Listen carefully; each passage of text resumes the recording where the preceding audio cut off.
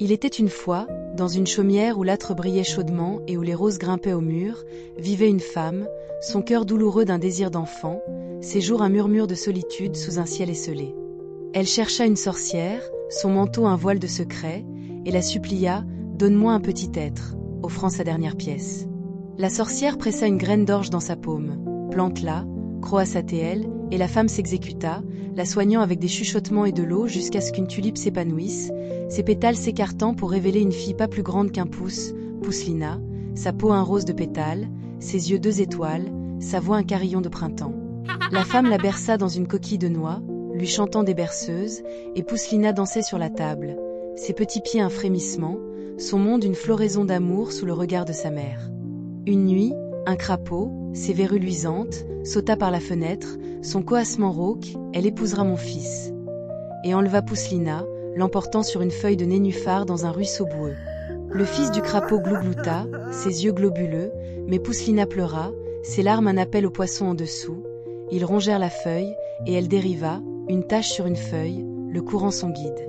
Un scarabée, sa carapace un éclat noir, la cueillit dans l'eau, la paradant parmi les siens, leurs ailes bourdonnant, trop frêles, trop étranges. Et la lâcha dans un champ, son cœur meurtri, sa taille une malédiction.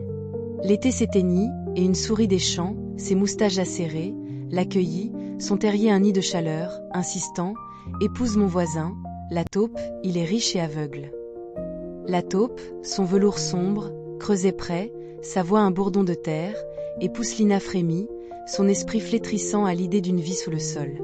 L'hiver enserra la terre, et dans le tunnel de la taupe, elle trouva une hirondelle, ses ailes inertes, son souffle un fil.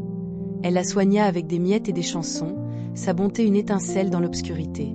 Le printemps murmura, et l'hirondelle s'agita. « Vole avec moi », pépiatait-elle, et Poucelina s'accrocha à son dos, ses cheveux un flot doré alors qu'elle s'élevait au-dessus des forêts et des mers, levant ses ailes, son cœur en hauteur.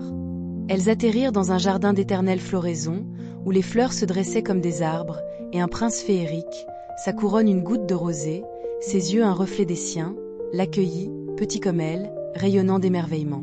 « Sois ma reine », chanta-t-il, et elle sourit, ses peurs un écho fané, ses jours de coquille un souvenir.